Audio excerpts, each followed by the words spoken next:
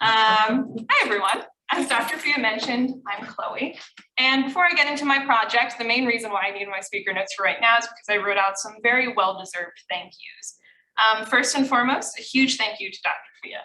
It's because of the Age of Hamilton class that I'm even doing this project in the first place. And it's even more because of your endless support and encouragement. You could have made me keep my few thoughts about Hamilton's letter and Lawrence to myself, but you instead let me monopolize the rest of class and speak these ideas for the very first time. So that was very important to me. I can't thank you enough. To Katie Dietz, who told me offhandedly before I had even listened to the musical that, oh, hey, some people think Alexander Hamilton and John Lawrence were together, and which I laughed and brushed off until about 2 weeks later, I told her that I was doing that exact project for my final paper. We spent hours researching and annotating letters together, and I can't thank you enough for building my confidence in the project and being my research assistant. To my roommates and housemates, past and present, who repeatedly indulged me in my rantings and ravings, thank you for building my confidence as well in the subject matter and for still wanting to live with me after all of that.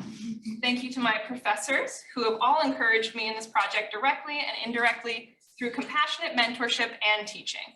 And finally, a collective thank you to my friends and family for your constant support and love. You all mean the world to me. Okay, let's get started.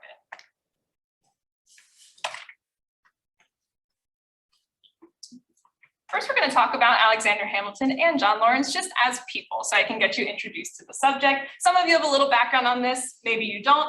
So first, Alexander Hamilton. He was born on the island of St. Kitts and Nevis on January 11, 1757.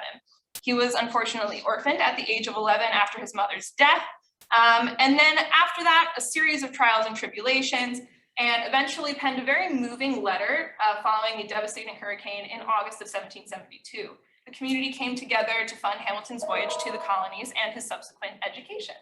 And that's how he got to King's College, now known as Columbia University, until the British occupation of New York City forced the college to shut down temporarily.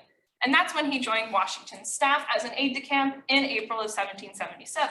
During the war, Hamilton served as Washington's chief staff aide, writing letters to Congress and other key figures in the war effort. He was also involved in war strategy and served as a translator between the French allies and the English-speaking army personnel.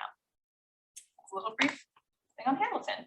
Now, Lawrence, and for those of you who know me, kind of know that Lawrence is my little research best friend. I think he's fascinating, and I could talk about him for well over just this time period, but I'll keep it short.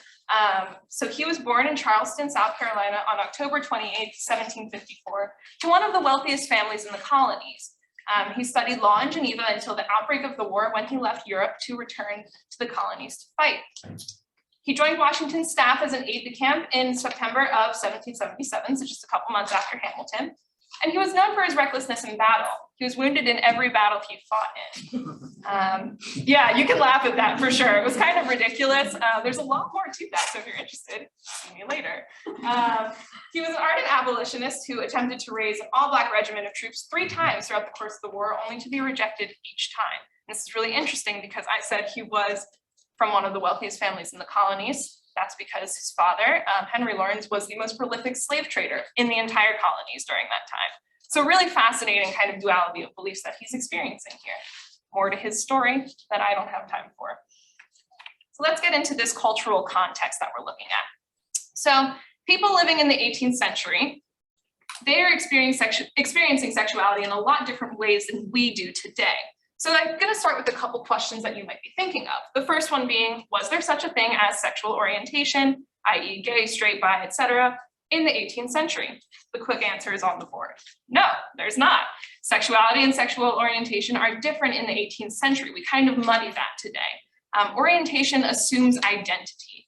And people living in the 18th century did not think of themselves as gay. They may have experienced same-sex attraction and or acted upon it, but it would not have been seen as a key part of their identity. Sexual orientation as an identity factor did not appear until the mid-19th century, when the term homosexual was first coined. In the 18th century, sexuality was a lot more fluid. And that's why this next question is actually more important to my project. And that is, why is masculinity important to understanding 18th century sexuality? Masculinity was the identity factor for men at the time. Masculinity encompassed more than just biological sex. It was their public image. Masculinity and all it entailed was a man's social wealth. He had to uphold it to be seen as a good member of society. It was power, it was social status, all of the above. The balance of heterosexual relationships lied in that one individual, the man, would assume all masculine roles in public and in the private life of the couple, including sexual activity. Conversely, the other half of the relationship, the woman, would assume all feminine roles, and that would also include a sexual relationship. If a man were to consent to taking the woman's role in sexual intercourse, he would be committing a social atrocity by this standard of masculinity. The maintenance of gendered power was so necessary to the social and political functions of the new nation that individuals, for them to willingly forfeit such positions of power was just unthinkable. And that's why this idea of sexuality was not something of an identity that was unthinkable. It was this social kind of like forfeiting of your status as a masculine person. Therefore, it was nearly impossible for citizens of the new nation to comprehend a same-sex relationship outside of the context of depraved, unnatural encounters, because most of them are thinking, who would want to give up all of this power that they innately have, essentially. But there were still instances of same-sex sexuality in the 18th century. That's why I have a presentation. So to go over and into that a little bit more, I'm going to talk about the 4 recognized categories. This is coined by historian Claire Lyons, who will be my PhD advisor at Maryland. And she has kind of broken down the ways she sees same-sex sexuality appear in the 18th century context. So the first one we have is the aristocratic libertine rake. This is an ultra-masculine man of the elite class who took both men and women to bed. The libertine rake was most commonly recognized in the royal courts, with male nobility calling upon both young men and women to fulfill their sexual desires. We see this a lot in 17th century Europe, actually. The next category, right underneath that, is the sodomite. So he was seen as a devious figure who lurked in cities' subcultures, visiting molly houses and cruising in public areas. By the end of the 18th century, the sodomite was actually a really common figure in American society, but was only a threat to everyday life when sexuality merged with that personal identity that I just talked about previously. When that happened as a sexual orientation kind of merging, it became a problem and a threat to the everyday aspect of society. But before that, just kind of existed as this devious subculture. In contrast to the libertine rake, the sodomite defied class boundaries, with men from differing classes interacting in a consensual sexual relationship. Another form of same-sex intimacy, the effeminate fop, was understood similarly to the libertine rake, but was situated on opposite sides of that spectrum of gender. Where the libertine rake's intense sexual drive allowed him to demonstrate masculine dominance over both women and men, the effeminate fop's femininity verged on a disruption of the social structure of gender, by taking upon himself the image of a woman, often using a feminine name, occasionally cross-dressing, and willingly taking a submissive role in sexual relations with men. The effeminate fop was a danger to carefully constructed gender order of the 18th century society. So all of these things so far have been talking about kind of this disrupted power dynamic, whether it's age-related, class-related, gender-related, there's some type of disruption and a power balance that's happening here. But the final form, the heroic friendship, which is what I'll be focusing on today, is really different. And this is why there's a lot of debate around it. Lyons considers the heroic friendship actually the most legitimate form of same-sex interactions in early America. It was formed out of intimate, emotionally tied friendships between men of the middle and upper classes. And the heroic friendship was a signifier of class, power, and education. Additionally, Lyons notes that the unique social positions of those who entered into heroic friendships allowed for privacy from public scrutiny, and also cast the relationships that they had in a positive light. So under the guise of this friendship, men would be able to interact romantically and sexually without question for public concern, in thanks especially to their higher social status. And because of this, their value to the community was not worth casting aside due to any deviant behavior that they would have. So heroic friendships lacked these power dynamics that I just talked about, and instead actually represented this type of like balance where it would be class, wealth, age, education. They were all kind of in conjunction with each other, and that's why it's so different from the other 3 recognized forms of sexuality. There isn't this discrepancy. That also allowed it to kind of act as a safe place for men to interact as well, because the relationships weren't seen as unnatural or disrupting any of these power balances. So they could theoretically have a relationship based on this idea of like furthering civic virtue and being useful, very Republican ideals that were important of the time of the mid to late 18th century, that were seen as kind of the basis for this friendship, and therefore that shielded them from any scrutiny that they may have if it was otherwise kind of thrown off. So where does the heroic friendship fit? I have two theories here just to kind of set the scene. Some scholars, such as historian David Halperin, do not consider the heroic friendship to verge beyond an expression of platonic male love. There's significant debate as to if the heroic friendship can be considered an expression of historical same-sex intimacy, actually, thanks to the naturally murky study of sexuality in the 18th century. Claire Lyons, however, argues that the heroic friendship was, again, the most legitimate form that same-sex sexuality could take, and therefore it would also be the safest and least visible form of romantic male love under that assumption of friendship. So for the sake of this presentation, I will be aligning myself with Lyons' theory. Something that I really want to emphasize is the idea of the heroic friendship being safe. This is what makes it so difficult for the scholars to put it into a category, because the heroic friendship was centered around this idea of civic virtue, the idea of hand-in-hand striving to be more useful to society. The relationships did not raise question, as I just mentioned. There were no power dynamics at play, and the men were seen as valuable, and therefore were able to express that romantic and sexual intimacy without scrutiny. So with that kind of in place, let's move on to Hamilton and Lawrence as a heroic friendship. So the point of this presentation is twofold. One, to discuss the broader concept of heroic friendship and how it was important and understood in the context of same-sex sexuality in the 18th century. But it's also to be demonstrating the relationship of Alexander Hamilton and John Lawrence and how they fit into that category as well. So in essence, by examining their lives, we can get a better look at heroic friendship, but also take a look at how they interacted and kind of arguing that they fit this mold as well. So some notes. Why Hamilton and Lawrence? It's pretty simple. Their relationship models the definition of a heroic friendship. A near perfect. What about the one with the tassels? They're so close to these Republican ideals that kind of driving the political nature of the time, but also like the basis of the heroic friendship, because they're so deeply involved with the Revolutionary War and what it stands for and things like that, that they kind of are the perfect models for this type of relationship.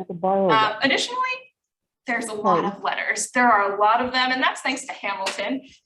We're only looking at a very small selection of his letters today, and you'll hear a lot more of Hamilton's voice than Lawrence because Hamilton wrote more and he wrote more expressively. So they're just a little bit more interesting, especially in context of this project. And because Hamilton was such an important historical figure in American history, we have access to a lot more of his letters than we do John Lawrence's. So just a disclaimer as well, that being said, the letters offer only a snapshot of their relationship. They were together for a lot of their friendship because they both worked in the same like little military family that Washington had. So we're only seeing the times when they're apart, and we'll get into that. So just to position ourselves, here's a little timeline of their friendship, and we are going to be starting right here. So previous to this, they were actually spending most of their time together. This letter that we're going to talk about is in 1779. And so we're going to think about that as we go into it. And this is the letter that Dr. Fay was talking about that we read. And so let's talk about this letter. It started it all for me. And it's from April 1779 from Alexander Hamilton to John Lawrence. Most of my presentation is actually going to be spent breaking down this letter because it is just chock full of really important, nuanced information. And here's a scan of the letter from the Library of Congress. And no, I did not get my information from reading this letter and the chaos that is occurring there. Have I stared at it for hours? Yes, I have. But thankfully, we have the incredible resource of Founders Online, which kind of gives just a better idea of how we can research and have these things that are accessible for us, especially for people of note like Hamilton. This is why it was so easy for me to find this information. So I want to start off by reading just the very first paragraph of this letter and just to let it sink in, let you sit in it for a bit. And I just want to see if your reaction was anything like mine 3 years ago. I'll throw it up on the screen as well. Cold in my professions, warm in my friendships, I wish, my dear Lawrence, it might be in my power by actions rather than words to convince you that I love you. I shall only tell you that till you bade us adieu, I hardly knew the value you had taught my heart to set upon you. Indeed, my friend, it was not well done. You know the opinion I entertained of mankind and how much it is my desire to preserve myself free from particular attachments and to keep my happiness independent on the caprice of others. You should not have taken advantage of my sensibility to steal into my affections without my consent. But as you have done it, and as we are generally indulgent to those that we love, I shall not scruple to pardon the fraud you have committed on the condition that for my sake, if not for your own, you will always continue to merit the partiality which you have so artfully instilled into me. And so this reads a little bit like an 18th century, like Nicholas Sparks novel in my mind. It's just this very flowery kind of overflowing expression of love. And the reason I wanted to kind of bring you in with this is because I remember reading this and going, wow, I can't believe like it's so obvious, but it's not. It is not so obvious. Hamilton always has a flair for the drama. We're gonna see that. But this general language is very commonplace. I wanted to show you this because we're going to be diving into the nuances of the text. It is not just simply reading the words that he has written. It is more about understanding how they would mean and how they would be received in the 18th century. And so this type of language is very common for men who are friends to interact with one another over letters this way. This flowery language, effusive language, all very commonplace, although Hamilton does like amp it up a little bit. But I think it's important that we read this and kind of set that aside, because again, we're talking more about the nuances rather than the bigger picture here.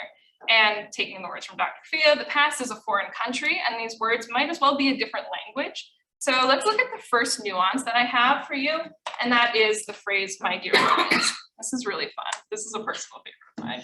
Everything in here is a personal favorite of mine, but so we're gonna talk about something very grammatically based. So Rachel, our resident English major, should be happy about this.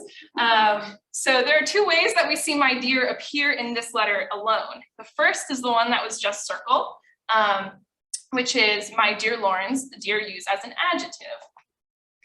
So this is a common phrase penned in letters to friends, acquaintances, and even in professional correspondence. It's a gesture of friendliness, and Hamilton uses such a phrase in most of his letters over his lifetime. So this is very commonplace, nothing to get excited about. However, when my dear is used as a noun, so just the phrase, my dear, the entire phrase functions as a noun and effectively calls Lawrence dear as a term of endearment. It is indicative of romantic insinuation and only used among intimate company. So actually, I went through every single one of his letters on Founders Online, and Hamilton only uses my dear as a noun in his letters to Eliza Hamilton, his wife, and to John Lawrence. So let's talk about why this would be kind of important to understanding. Like, what are the politics of understanding this? Comma politics, as you may have heard before. So this was really well illustrated in the musical Hamilton. So I actually am, if the sound works and everything, going to play a little clip from the song Take a Break to start us off.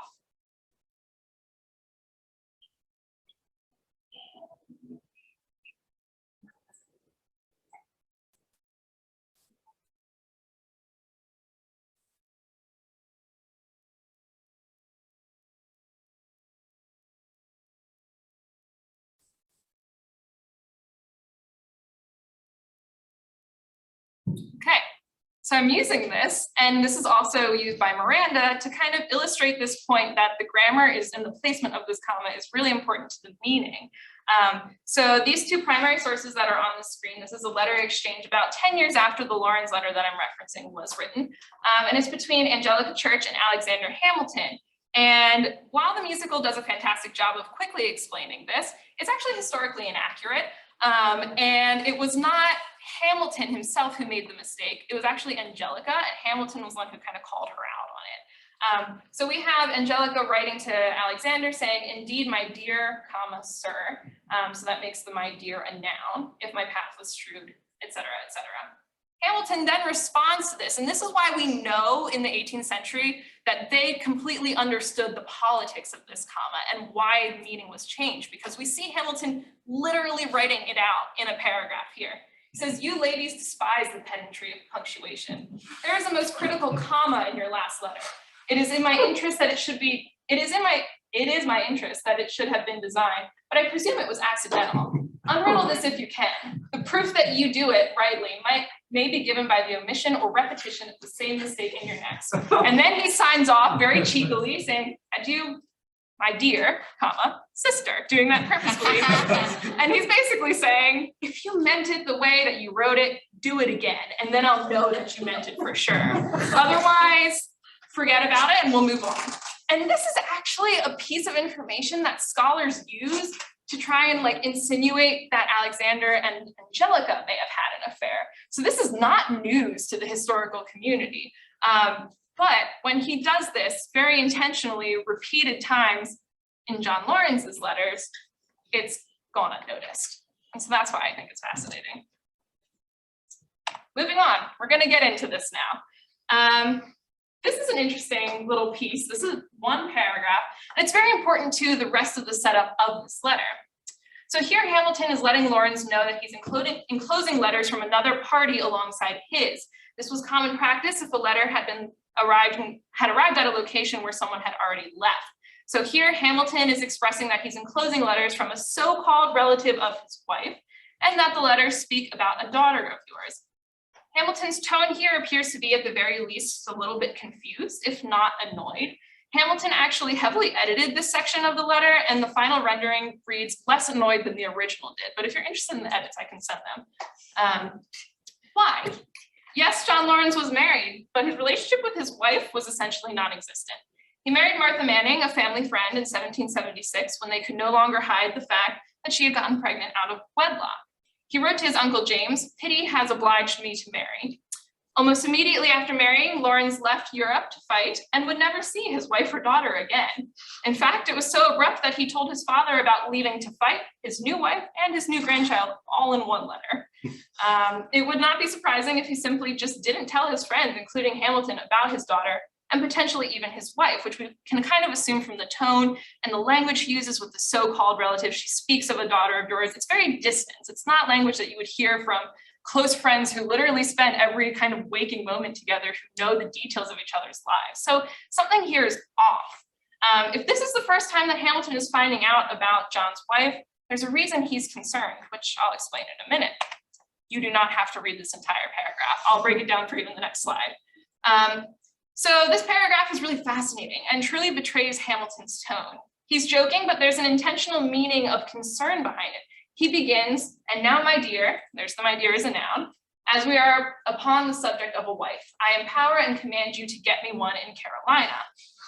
So he goes on to list all of the attributes he wants in a wife, which we'll get to in a second. But situating Hamilton and Lawrence's relationship in the context of heroic friendship, the intention behind this paragraph is twofold. On one hand, Hamilton is joking with Lawrence about needing to find a wife.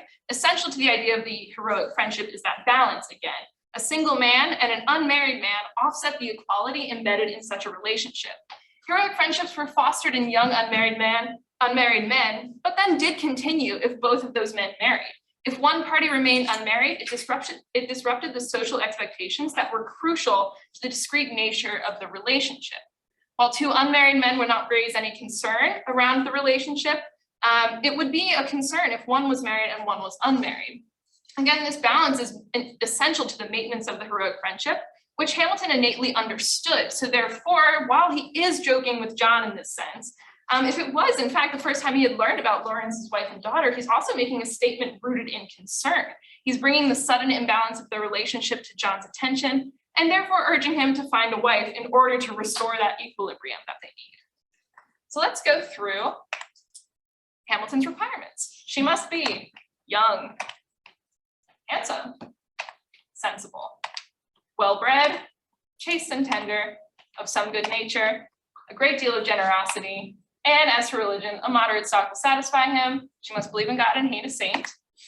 But as to fortune, the larger stock of it, the better. If must needs be that my wife, if I get one, bring at least a sufficiency to administer to her own extravagancies. So this is kind of audacious that he kind of lists all this out. It's almost like a dating profile that he's putting in his like, little letter. And while it is definitely him talking about what kind of wife he would like, he's also potentially playing on this classic literary technique that often appears in the correspondence of these heroic friendships. So it's the use of a literary term of cognomens, the characters that men would play in letters to one another, describing how this literary device allowed them to express their love for one another through the language of the age of sensibility. So Hamilton and Lawrence use these cognomens in multiple exchanges throughout their letters. There's one in particular where Lawrence talks about how he wishes he were a Demosthenes, who was a Greek orator, so he could persuade Congress to let him use his Black Regiment idea. And then Hamilton in the next letter calls him in the letter, my young Demosthenes, kind of over and over again playing these characters. So in this instance, while it's not as direct as using those namesakes and those characters, it could be theorized that Hamilton was engaging in a watered down play of cognomens in his April 1779 letter. While Hamilton did not directly pose himself and Lawrence in this letter as characters with assigned aliases, he echoes the technique in describing his ideal wife, because all of these things actually very specifically relate to John Lawrence himself.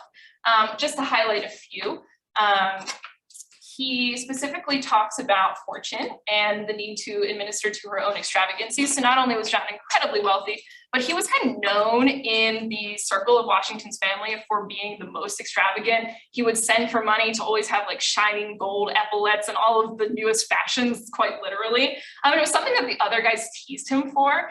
So that's very obvious there. And then there's also a really important one here with well-bred, but she must have an aversion to the word ton. Basically saying she needs to be of high status, but she also has to kind of hate the high society people, which is what the word ton means. That's kind of the upper echelon of society. And John Lawrence was kind of known for this. He was born in that high society world, but he talked a lot about the equalization of wealth and wanting to kind of make sure that the classes weren't so far defined. And so this is kind of, I wouldn't say it's a stretch, but it's something that is like this watered down thing. It's not perfectly aligned, but it is interesting to think about in the overall context of the letter.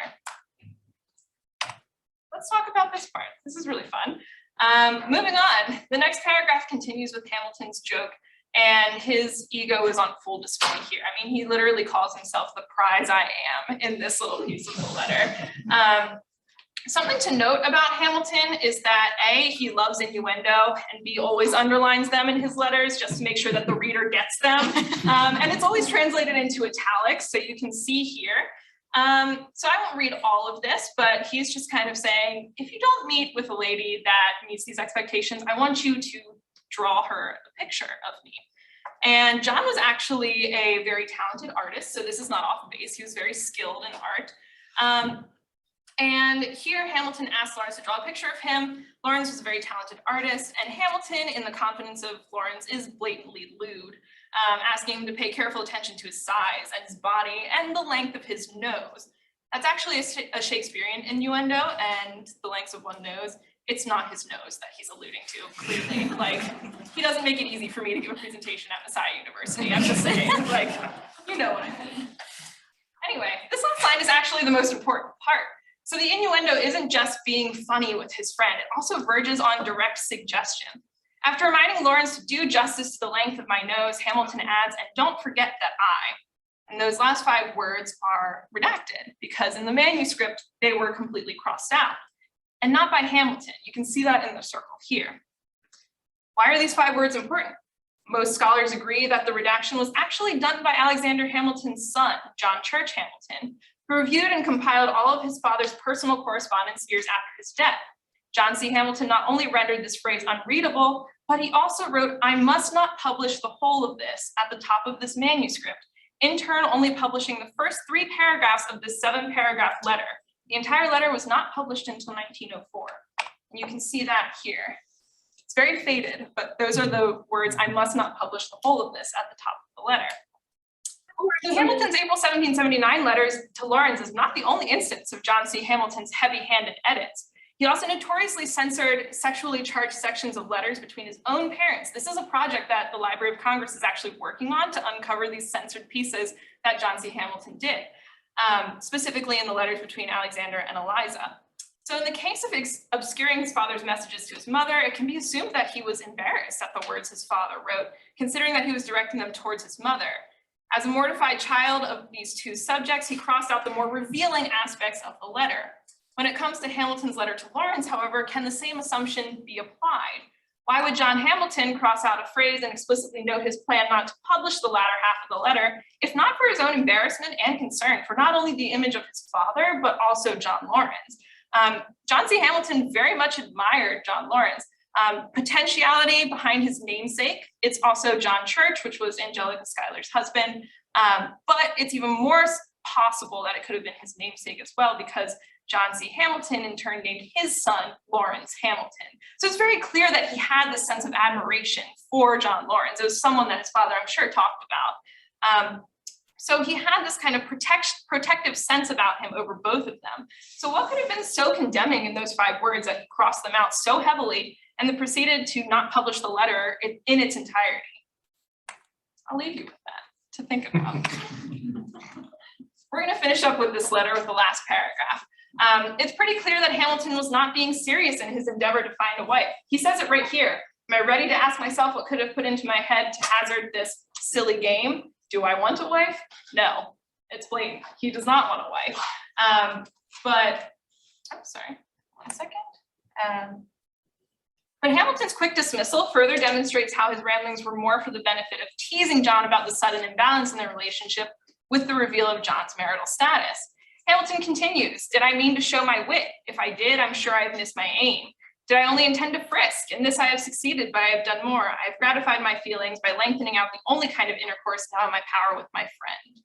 Here he self-reflects, noting that his letter, albeit meaning to be joking in nature, may have missed its mark. He has, however, succeeded in teasing, but also gratified his own feelings. Like he feels better now that he's kind of ranted all of this out. Again, Hamilton cements that this letter is more than just a frivolous, playful letter. Instead, he has also explained and satisfied his feelings on the relationship, on the matter of his relationship with John and the imbalance that has now occurred. So his final statements kind of aptly summarize this and give the clearest look into the calculated relationship of the heroic friendship, while also providing clues that suggest the nature of his relationship with John may not have been strictly platonic. So we're going to go to another letter. We're jumping forward a little bit in time. And the next 2 letters I'm going to talk about are distinctly connected. We're fast forwarding to about a year when Hamilton's issues surrounding finding a wife was actually resolved. In January of 1780, Hamilton met his eventual wife, Elizabeth Schuyler, after actually being rejected from joining John Lawrence on the battlefield in the Southern campaign of the war, which he was very unhappy with. Alexander and Eliza's engagement was incredibly short, even by 18th century standards. They were engaged less than 3 months after meeting. And interestingly, as Hamilton biographer Ron Chernow notes, Hamilton neglected to mention either Schuyler or his abrupt decision to marry her in his March 30th letter to John Lawrence. As Chernow describes, Hamilton's omission was a curious lack of candor in comparison to how intimately he shared with John prior to the engagement. So this letter, written on June 30th, nearly 3 months after the engagement, Alexander finally informs John of his decision to marry Eliza. He writes, have you not heard that I am on the point of becoming a Benedict? I confess my sins. I am guilty. Next fall completes my doom. I give up my liberty to Miss Schuyler. So this letter reads kind of unlike Hamilton in the beginning. It has his dramatics for sure, but to everyone else, he had no shortage of words to say about how much he loved Betsy and how excited he was to marry her. Why he does this is not entirely uncertain, as evidenced by the next few letters exchanged between Hamilton and Lawrence. While Hamilton's marriage would equate a restored balance to his and Lawrence's relationship, it's likely that Lawrence, who had only married out of duty and pity, did not socially consider himself to be married. His marriage did not occupy a significant portion of his mind or identity, but Hamilton was clearly and truly in love with Eliza. Hamilton may have been concerned that John would realize this and therefore might become upset at the notion of his engagement. Platonic or romantic notions aside, Hamilton was Lawrence's first personal priority. And Hamilton's engagement meant that Lawrence would not likely be his any longer. In that sense, the equality in their relationship was thrown out of balance relationally, despite being restored in technicality. So we're going to go to Hamilton's response to this letter.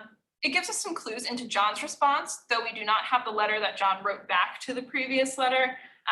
A lot of John Lawrence's letters have been lost to time, unfortunately, so we can only get glimpses from what Hamilton's saying about John's response.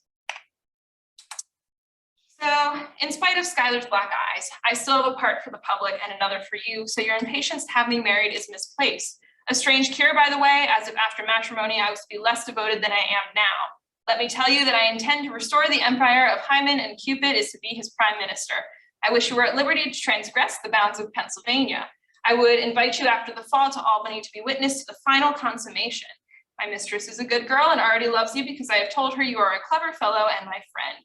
but mine, she loves you a la Americaine and not a la Francoise. So for the context here, John Lawrence has been serving most of 1780 in a prisoner of war situation in Pennsylvania. His kind of terms of being prisoner of war was that he just can't leave Pennsylvania, which is kind of lenient, but you know, it's unfortunate because Hamilton's wedding is in New York and Hamilton is mostly New York and New Jersey, so they can't see each other right now. And this letter is riddled with Hamilton's usual Lawrence-directed affection. And the letter kind of begins with this audacious statement. Like he says that in spite of Schuyler's black eyes, which Hamilton had previously noted was his like favorite physical attribute of Betsy, he reassures John that there's not only a part for the public, but also from him, but also from Betsy in that sense. He includes the public as kind of this juxtaposition to just himself. So he's kind of saying there's something I have just for you. So that also excludes Eliza from that kind of allowance of his emotions. He then follows with the most important part of the letter when considering both Hamilton's intentions with this paragraph and Lawrence's now unknown response to Hamilton's engagement. When reading the word impatience, as I have in bold here, with a 21st century understanding of the definition, readers assume that Hamilton is using it in the sense of urgency or excitement towards him getting married.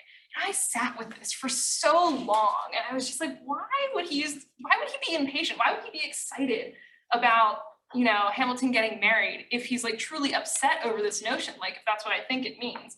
And Katie Dietz, my sophomore year of college, I was in a lab and I was in for 4 hours and I get all these frantic texts like, I found something, I found something, I found something. And then I get a call, I call her as I'm leaving lab and I'm like, what did you find? She's like, you gotta get over here. I figured out something with this letter, this one that we've been working on for so long. And this is what she figured out. So this is all thanks to Katie. So in Samuel Johnson's A Dictionary of the English Language in which the words are deduced from their originals, great name, which was the dictionary used at the time, the word impatience actually has a very different primary definition. In fact, the most common modern definition of the word is listed as its third and final definition, the inability to suffer delay or eagerness. The first two definitions are actually vehemence of temper, heat of passion, and inability to suffer rage, or suffer pain, rage under suffering. So thus, Hamilton would be responding to this, saying that his lamenting that his inability to suffer pain over the idea of him getting married is really no big deal. Like, he shouldn't be too worried. He should not be having these feelings of resentment or anger because he's still maintaining the part of himself that is only for Lawrence, even within the bonds of marriage. So this is really fascinating because we got kind of a look into Lawrence's perspective. I wish I had his letter to know how he responded. But this one word changes the entire meaning of the sentence, and we get a little bit of a better view about how Lawrence may just have been feeling.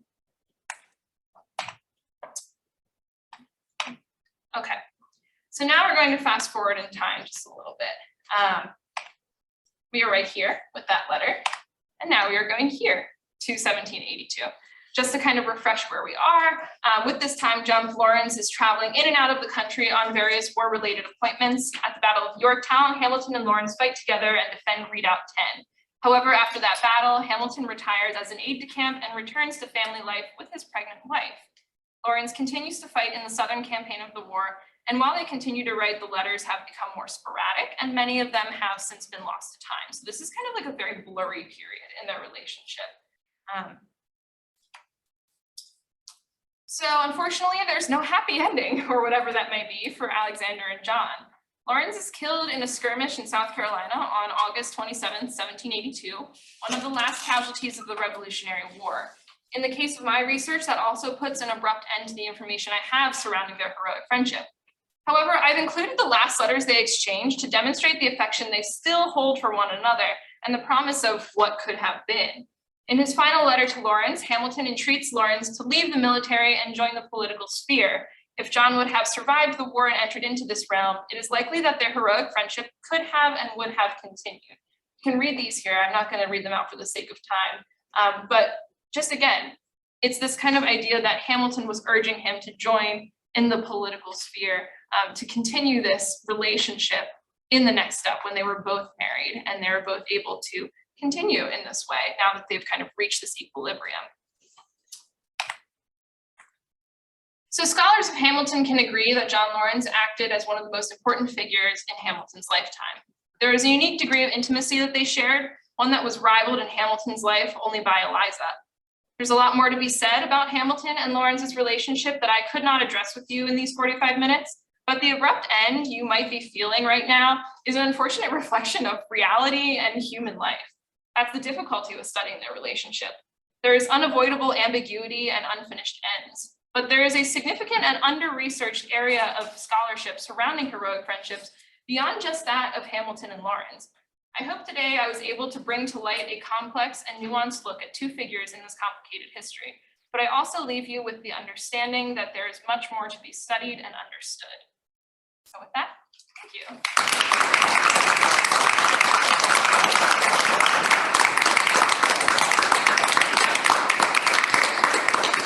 I think we have about 10 minutes for questions, and I'm sure Chloe will stay as long as she needs to answer questions individually if you Absolutely. really have something pressing you want to ask. So questions, you can field them, Chloe. Yeah, Dr. Huffman. Yeah, this is fascinating. I found a couple of connections. I wonder if you've heard of any of this. In classical Roman text, friendship essays by Cicero and others, among, again, upper class ruling men, this kind of masculinity is exactly the same. Yep, it And is. the language comes directly, it looks almost identical.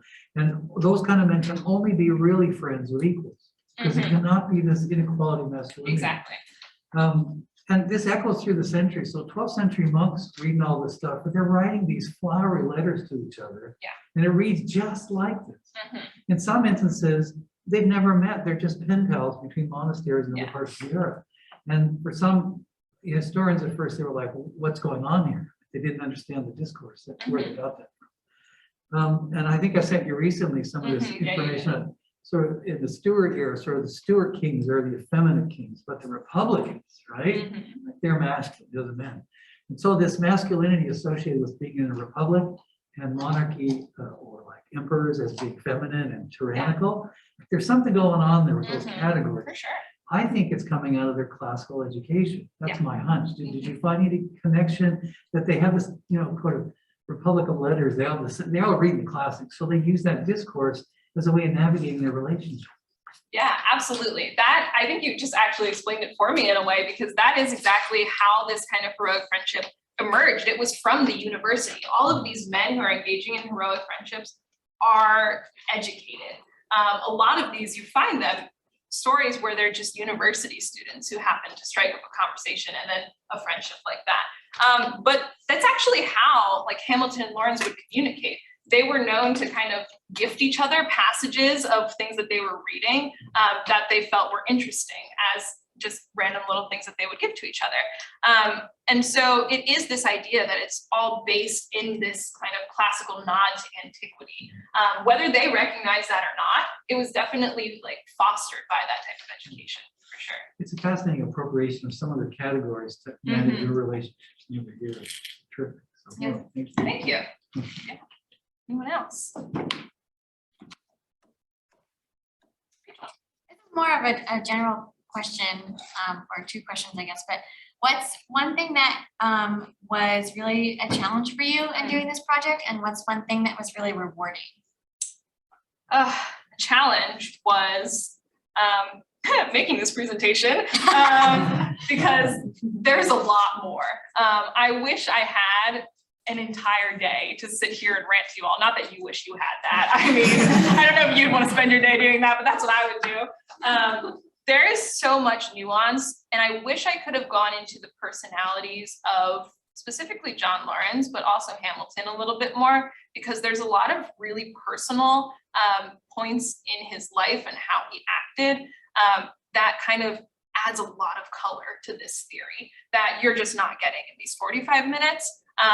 And why I specifically was really interested in John Lawrence and Alexander Hamilton, because there are a lot of other heroic friendships that have been recorded, but I found a lot of interest in theirs, not just because the class was what brought me to this subject, but also because it just felt like a puzzle that pieces just kept aligning, from personal lives to like things even that Hamilton did after Lawrence's death. they all kind of fit and make this picture like somewhat more complete, and I just didn't have time to offer that. I got to do it a little bit more in my actual written thesis, but even then, it could be a book, it could be a mini series. It's ongoing. Rewarding? Oh, to finally get this out of my brain. So I told you that I've been researching this since sophomore year. I still have my printed out folder of my first annotations on all of these letters, and I would just sit for hours at the counter in Harbor House or in a table in Boyer alcove right out there, and just go with a red pen and just ask questions about this and then research. And that was a lot of what Katie was doing with me as well. And so I wrote my first kind of like manifesto in a way in sophomore year. It was like 8,000 words just on the April 1779 letter of just me needing to get my thoughts out of my brain onto paper. And so this is a very refined version of that I can look back on and kind of be proud of, that it's more kind of complete than it was in that very amorphous form. Kelly. What were some interesting things you found about Hamilton after like John Lawrence's death? Did you look a little bit into his letters or diaries of like, how did he mourn for his friend? That's a two-part question actually, and I'm very glad you asked that because it gives me a chance to briefly tell a story I didn't get to include in that. First thing, the more unfortunate side, the bad news, we don't have the recorded the reaction that Hamilton had to Lawrence's death. The first time we even hear him talking about is in a letter to Nathaniel Greene, who John Lawrence was serving with when he died, months after the fact, just kind of referencing like, oh, it's sad that Lawrence, like our mutual friend had passed, like we're remembering him. But we don't actually have any record of his reaction. I know in Hamilton the musical, they say it was a letter from Henry Lawrence, John's father, to Hamilton. That's no record of that. So we actually have no idea how he reacted, other than that scholars have kind of gauged that he pulled in on himself a little bit emotionally, and that's where we get that from. But there's nothing super definitive that we have after Lawrence's death, though. And I won't tell the whole thing now because I don't want to monopolize the rest of my question and answer time. Hamilton kind of notoriously, so he started the Navy or the Coast Guard, the Coast Guard. He started the Coast Guard, and so he would be doing these appointments to the Coast Guard. He'd be the one kind of saying, you're a lieutenant, you're this and this. And he started appointing people who in the 18th century culture, if we go way back, excuse this,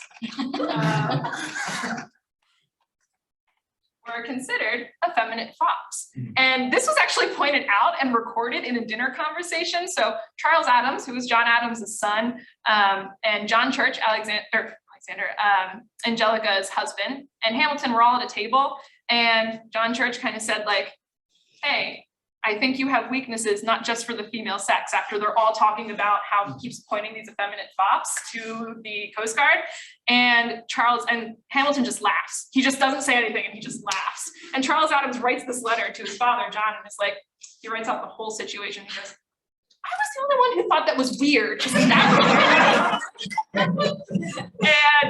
And it's one letter exchange, just randomly, just in 1799, I think it was.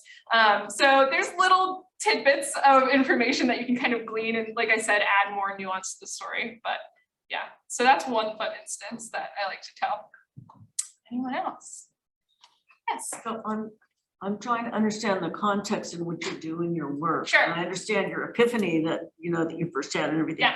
And I understand what you're doing, but what I don't understand is what's the existing research on this? Like, is there already an existing debate about whether this was a same-sex relationship, or the status of that in the 18th century? Or are you really doing groundbreaking work in terms of positing this for the first time? I'm glad you asked that, because this is a part that, again, is something that I just had to sacrifice for this presentation. I like to think that I'm doing a bit of both. Groundbreaking work sounds really nice to my historian brain. Like, yes, finally something that hasn't been done, but it kind of has. There's a lot of historiography on same-sex sexuality, and more so like the history of homosexuality. So how did we get to the point where there's a definable category of homosexuality in the mid-19th century? So there is a lot of scholarship that I have been reading and studying. And But in the more specific topics of heroic friendships, and even in the more specific topic of Hamilton and Lawrence, heroic friendships is a much smaller kind of category that a few historians have worked with. The historian who I will be studying under at Maryland for my PhD is really the first person who wrote a lot about this, and that's Claire Lyons, where she writes about the legitimacy and the kind of institution of the heroic friendship as something integral to the development of sexuality. But that is still very much a new kind of category of research that's being brought forth from all of these other historians who have long since wrestled with ideas of where did sexuality come from. So Claire Lyons is coming in and saying, hey, there's a new category we need to think about. And that's what's really fascinating to me. As for Hamilton and Lawrence, there's some scholarship. I went through actually the paper I wrote for Thea's Age of Hamilton class was a historiographical review of like what Hamilton biographers said about their relationship. So I read 20, like not in its entirety, but I studied about 20 biographies of Hamilton and kind of looked at how they phrased his relationship with Lawrence. Some scholars were open to the interpretation that they may have been involved in something that was beyond platonic. Some didn't talk about it at all, and some outright just negated that idea. So it's been there kind of boiling under the surface, but more recently been raised to popularity through the musical itself as well. Yeah. Just to follow up on that, and it's pretty much saying what you're saying, but Chloe is not inventing a theoretical kind of understanding of gender that was not already there, that has been applied to multiple places in 18th century America. What she is doing is this is the most extensive thing I've ever seen of someone taking this theory that has been applied elsewhere and applying it to the Hamilton-Lawrence relationship. And in that sense, I think that's the best you could do in a sort of contribution for an undergraduate honors thesis. Yeah. And it's there's nothing like this that she's done in terms of the depth of her making these connections. So you're right, both. I appreciate that. Yeah. I know there's a lot more questions. Happy to stick around and do that. It is past 4:30, so if some of you were planning to leave at that time, feel free to do so.